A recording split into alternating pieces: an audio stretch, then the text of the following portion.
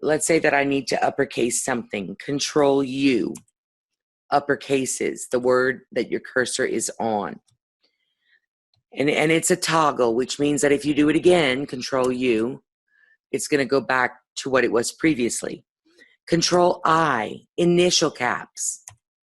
Now you don't have to make notes of this, it's all right here. All of your hotkeys are listed under hotkeys right here.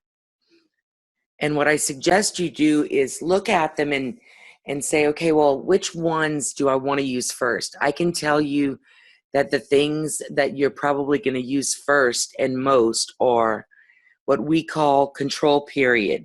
So I hold down the control key and I hit the period. That, if you notice, puts in a period, 2 spaces, and caps the next word. That's really important because you are literally saving keystrokes, and that's how you're going to get faster, by saving keystrokes. So let's say that we needed a question mark right here after the word one. I would just hold down the control key and hit the question, and it puts in the question mark, 2 spaces, caps the next word. And then let's say that I want to, oftentimes if you'll be working for a court reporter and someone spells their name in a deposition, they actually want it to look like this. They call this stitching. And it's a real pain in the wahoo to have to initial cap, dash, and cap, dash, cap, dash, cap, dash, because you're doing shift the letter dash, shift the letter dash, when all you really have to do is control hyphen.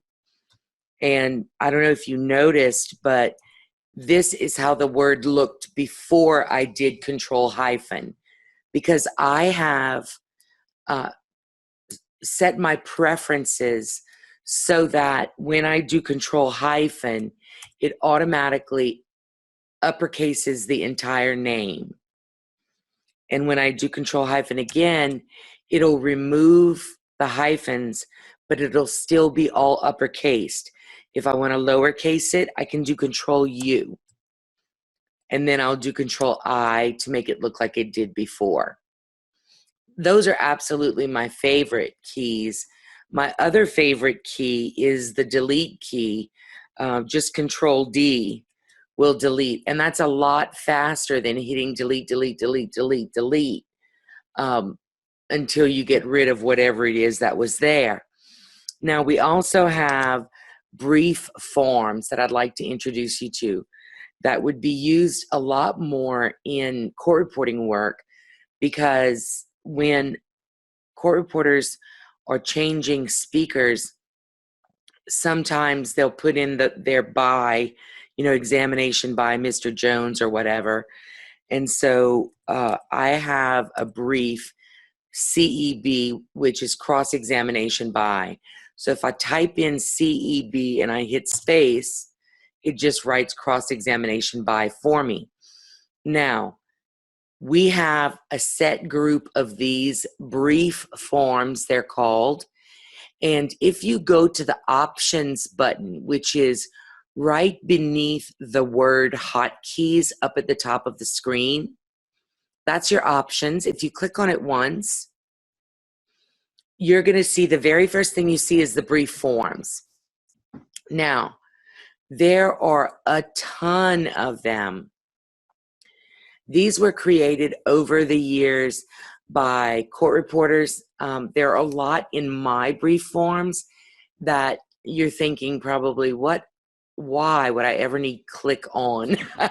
You won't, but I do when I'm writing manuals and FAQs. So a lot of what I have is dedicated to what I do a lot of. I have a brief form for my name. I just type in ATT and it writes my name. And so here's direct examination by, and I have that as DIREB, D-I-R-E-B, because I can't do DE because DE is a prefix. And the only thing you need to remember when you're creating a brief form is that your brief cannot be a word. And so let's say that I want to add a brief form for orthopedic surgeon. And I could do OS, but OS is a word ending. So you don't want to do that. So I'm going to do RSurg. And, you just make them up yourself. And then ortho. And surgeon would not be kept. Okay. And I just hit add, and now it's one of my brief forms.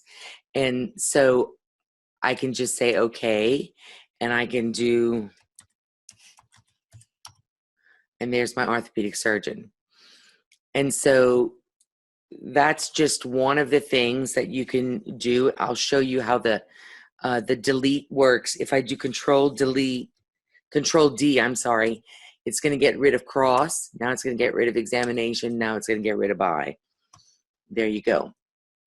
Now, in Scope, when you're using all of these tools, most of our tools are toggles, meaning that if you do it once, it'll turn the feature on. If you do it again, it turns it off.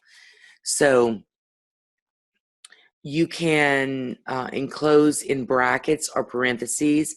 Let's say that you want this in brackets. You can do control open bracket, and there it is. If you do it again, then it's off. Same thing with parentheses. It is control open paren. If I hit it again, it goes away.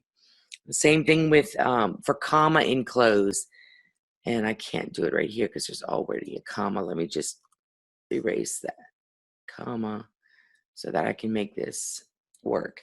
I'll do control comma now, and you'll see that it puts commas after, puts a space before, and a comma on the previous word. So these things are very handy as you are adjusting, as you are correcting. And so it doesn't look, maybe it's because I didn't have it all highlighted.